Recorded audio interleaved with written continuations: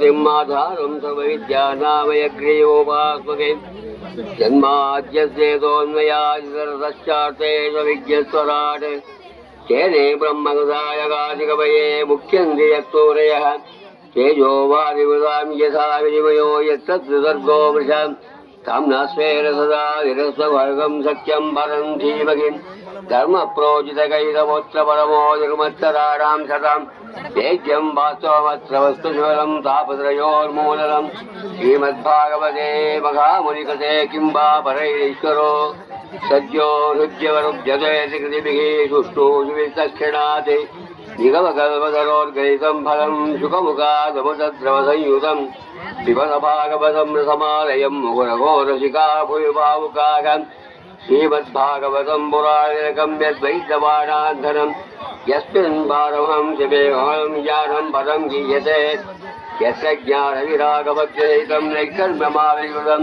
तच्छृण्वन् विचारणपरोपत्याविमुच्येन्दरः योऽन्तःप्रविश्ववाचिमिमं प्रसुप्तां सञ्जीवयत्यखिलशक्तिधरस्वधाम्नाम् अन्यां जगत्तरणष्टवरत्वगादीन् प्राणान् नमो भगवते पुरुषाय तुभ्यं नारायणं नमस्कृत्य चैव नरोत्तमं देवीं सरस्वतीं व्यासं ततो जयमुदीरयेत् कृष्णाय वासुदेवाय देवकीनन्दनाय च नन्दगोपकुमाराय गोविन्दाय नमो नमः नमः पङ्कजनाभाय नमः पङ्कजमाये नमः पङ्कजनेत्राय नमस्ते पङ्कजाङ्घ्रिये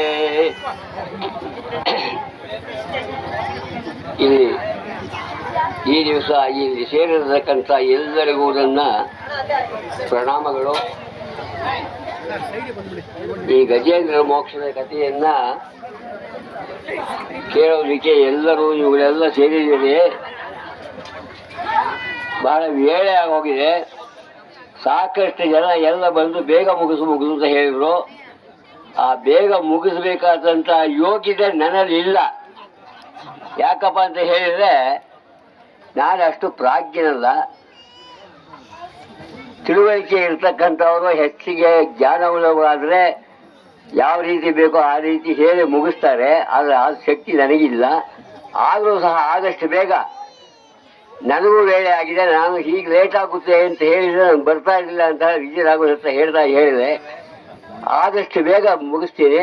ತಾವು ಸಮಾಧಾನವಾಗಿ ಕೇಳಬೇಕು ಅಂತ ಹೇಳಿ ಪ್ರಾರ್ಥನೆ ಮಾಡಿಕೊಂಡು ನಾನು ಕಥೆಯನ್ನು ಪ್ರಾರಂಭ ಮಾಡ್ತೇನೆ. ಈ ಭಗವಾನ್ ವೇದವ್ಯಾಸ ಏನು ಮಾಡಿದ್ರು, ಬಹಳ ಪ್ರಮುಖವಾಗಿರ್ತಕ್ಕಂಥ 5 ಸ್ತೋತ್ರಗಳನ್ನು ರಚನೆ ಮಾಡಿದಂತೆ. ಅದರಲ್ಲಿ ಗೀತಾ ಸಹಸ್ರನಾಮೈವ ಸ್ತವರಾಜೋ ಕೆರುಸ್ಮೃತಿ ಗಜೇಂದ್ರ ಮೋಕ್ಷಣಂಚೈವ ಪಂಚರತ್ನಾನಿ ಭಾರತ ಅಂತ ಆ 5 ಸ್ತೋತ್ರಗಳಲ್ಲಿ ಈ ದಿವಸದ ಕಥೆ ಗಜೇಂದ್ರ ಮೋಕ್ಷ. ಇದು ತಾಮಸವೆಂಬ 4ನೆಯ ಮನ್ವಂತರದಲ್ಲಿ ಹರಿ ಎಂಬ ಹೆಸರಿನಿಂದ ಭಗವಂತ ಅವತಾರ ಮಾಡಿ, ಅದೇ ಅವತಾರದಲ್ಲಿ ಮೊಸಳೆಯಿಂದ ಹಿಡಿಯಲ್ಪಟ್ಟಂತ ಆ ಗಜೇಂದ್ರನನ್ನ ಭಗವಂತ ಕಾಪಾಡದ ಎಂಬುದಾಗಿ ಆ ಶುಕ ಮಹರ್ಷಿಗಳು ಪರೀಕ್ಷಿತ ರಾಜರಿಗೆ ಹೇಳ್ತಾರಂತೆ.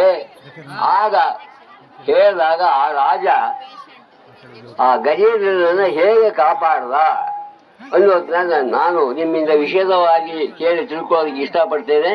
ಆ ಕಥೆಯನ್ನು ಪೂರ್ತ ಹೇಳಿ ಅಂತ ಹೇಳಿ ಕೇಳಿದ ಪರೀಕ್ಷಿತ ರಾಜ. ಆವಾಗ ಈ ಗಜೇಂದ್ರ ಮೋಕ್ಷದ ಪುಣ್ಯ ಕಥೆಯನ್ನ ಸುಖಮುಹಿಗಳು ಹೇಳೋದಕ್ಕೆ ಪ್ರಾರಂಭ ಮಾಡಿದ್ದಾರೆ. ಈ ಕಥೆ ಇದೆಯಲ್ಲ, ಇದು ಭಕ್ತರಿಗೆ ಬಹಳ ಆಪ್ಯಾನುಭವವಾಗಿದೆಯಂತೆ. ಬಹಳ ತತ್ವಾರ್ಥಗಳನ್ನು ತುಂಬಿರ್ತಕ್ಕಂಥ ಈ ಕಥೆ ಅನ್ನಮದ, ಅರ್ಥಮದ, ಶಕ್ತಿಮದ ಮತ್ತು ಜನಸಂಪತ್ತಿದೆ ನನಗೆ ಅಂತಕ್ಕಂಥ ಮದ ಇದೆಯಂತ. ಇದರಿಂದ ಎಲ್ಲರೂ ಸಹ ಕುರುಡರಾಗಿ ಆ ಸಂಸಾರ ಎಂಬತಕ್ಕಂಥ ಒಂದು ಮಸುಳೆಯ ಹಿಡಿತಕ್ಕೆ ಸಿಕ್ಕಿ ಸ್ವಪ್ರಯತ್ನದಿಂದ ಬಿಡುಗಡೆಯನ್ನು ಹೊಂದೋದಕ್ಕೆ ಪ್ರಯತ್ನ ಮಾಡ್ತಾರಂತೆ. ಆದರೆ ಸ್ವಪ್ರಯತ್ನದಿಂದ ಬಿಡುಗಡೆ ಹೊಂದೋದಕ್ಕೆ ಆಗದೆ ಆ ಆದಿಮೂಲನಾಗಿರ್ತಕ್ಕಂಥ ಶ್ರೀಮನ್ನಾರಾಯಣನನ್ನ ಶರಣು ಹೊಂದಿ ಆತನ ಕರುಣೆಯಿಂದ ಮೋಕ್ಷವನ್ನು ಪಡೆಯಬಹುದು ಎಂಬತಕ್ಕಂಥ ಒಂದು ಕಥೆ ಇದರಲ್ಲಿ ಅಡಗಿದೆ.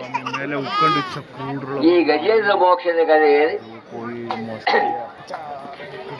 ಕೇಳುವ ಕಾಲ ಇದೆಯಲ್ಲ, ಇದು ಬಹಳ ಸಾರ್ಥಕವಾದಂತಹ ಕಾಲ. ಇದನ್ನ ಕೇಳದೆ ಇದ್ರೆ ನಮ್ಮ ಮಾನವ ಜನ್ಮ ಬಂದಿರೋದೇ ವ್ಯರ್ಥ ಅಂತ ಹೇಳ್ತಾರೆ. ಈ ಕ್ಷೀರಸಾಗರದಿಂದ ಆವೃತವಾಗಿರ್ತಕ್ಕಂಥ ಸುತ್ತುವರಿಯಲ್ಪಟ್ಟಕ್ಕಂಥ ಸಿಕೂಟವೆಂಬತಕ್ಕಂಥ ಪ್ರಸಿದ್ಧವಾದ ಬಹಳ ಸುಂದರವಾಗಿರ್ತಕ್ಕಂಥ ಒಂದು ಶ್ರೇಷ್ಠವಾದಂಥ ಒಂದು ಪರ್ವತ ಇತ್ತಂತೆ.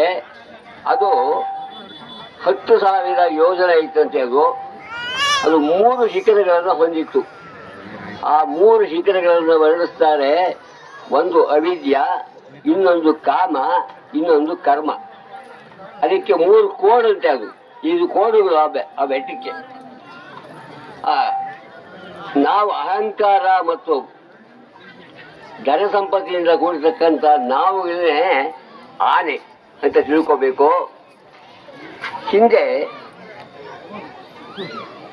ಪಾಂಡ್ಯ ದೇಶ ಇದ್ದರೆ ಇಂದ್ರದ್ಯುಮ್ನ ಎಂಬತಕ್ಕಂಥ ರಾಜ ಇದ್ದಂತೆ. ಅವನು ಬಹಳ ಬಲಶಾಲಿಯಾಗಿದ್ದ. ಪ್ರಜೆಗಳನ್ನೆಲ್ಲ ಬಹಳ ಪ್ರೀತಿಯಿಂದ ನೋಡ್ಕೊಳ್ತಾ ಇದ್ದಂತೆ.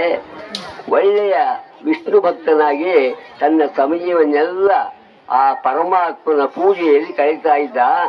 ಹೀಗಿರುವಾಗ ಒಂದ್ಸಲ ಅವನು ತನ್ನ ರಾಜ್ಯ ಸಿಂಹಾಸನವನ್ನು ತ್ಯಾಗ ಮಾಡಿ ಒಂದು ಆಶ್ರಮವನ್ನು ನಿರ್ಮಾಣ ಮಾಡಿಕೊಂಡು ಜಟಾಧಾರನಾಗಿ ತಪಸ್ವಿ ಭೂಷಣಗಳನ್ನು ಧರಿಸಿ ವಾಸವಾಗಿದ್ದಂತೆ. ಹೀಗೆ ವಾಸವಾಗಿದ್ದಾಗ ಒಂದಿನ ಸ್ನಾನ ಮಾಡಿ ಅವನು ತನ್ನ ನಿತ್ಯ ಕರ್ಮಾನುಷ್ಠಾನಗಳನ್ನೆಲ್ಲ ಮುಗಿಸಿ ಮನಸ್ಸನ್ನು ಏಕಾಗ್ರಗೊಳಿಸಿಕೊಂಡು ಮೌನದಿಂದ ಆ ಭಗವಂತನನ್ನ ಆರಾಧನೆ ಮಾಡ್ತಾ ಇದ್ದಂತೆ. ಅದೇ ಸಮಯಕ್ಕೆ ಸರಿಯಾಗಿ ಯದೃಚ್ಛಯ ತತ್ರ ಮಹಾಯಶಾ ಮುನಿ ಸಮಾಗಮತ್ ಶಿಷ್ಯ ಗಣೈ ಪರಿಶಿಲಗ ಕಂಭೀಕ್ಷ ತೂಷ್ಣೀಯಕೃತರ್ಗಣಾಧಿಕಂ ಬೃಹಸ್ಯುಪಾಸೀನಋಷುಕೋಪಕ.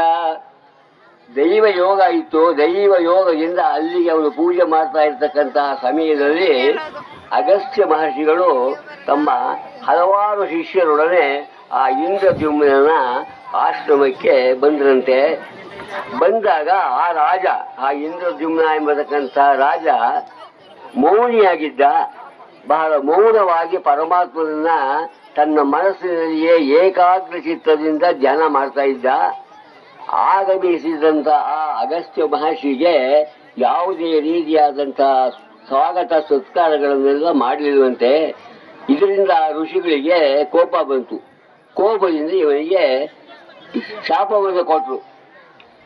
ತಸ್ಮಾ ಇಮಂ ಶಾಪಮದಾದ ಸಾಧು ಅಯಂ ದುರಾತ್ಮಾಕೃತ ಬುದ್ಧಿರದ್ಯಾನ್ ವಿಪ್ರಾವಮಂತ ವಿದತಾಂ ತಮೋಂಗಂ ಯಥಾ ಗಜಗ ಶಬ್ದಮಧೀಯೇ ಸಯೇವ. ಈ ರಾಜನಾಗಿರ್ತಕ್ಕಂಥ ಇವನು ಯಾವುದೇ ಗುರುಗಳಿಂದ ಒಳ್ಳೆಯ ಶಿಕ್ಷಣವನ್ನು ಪಡೆದಿಲ್ಲ. ಬಹಳ ದುಷ್ಟನಾಗಿದ್ದಾನೆ, ದುರಾತ್ಮನಾಗಿದ್ದಾನೆ, ಬ್ರಾಹ್ಮಣನನ್ನು ಅವಮಾನ ಮಾಡ್ತಾ ಇದ್ದಾನೆ. ಇವನು ಆನೆಯಂತೆ ಜಡಬುದ್ಧಿಯನ್ನು ಹೊಂದಿದ್ದಾನೆ. ಆದ್ದರಿಂದ ಇವನ ಅಜ್ಞಾನವನ್ನ ಹೊಂದಿ ಆನೆಯಾಗಿ ಹುಟ್ಟಲಿ ಎಂಬುದಾಗಿ ಶಾಪವನ್ನು ಕೊಟ್ಬಿಟ್ರಂತೆ. ಅವರು ಶಾಪವನ್ನು ಕೊಟ್ಬಿಟ್ರು. ಶಿಷ್ಯರೊಡನೆ ಹೊರಟೋದು. ಆ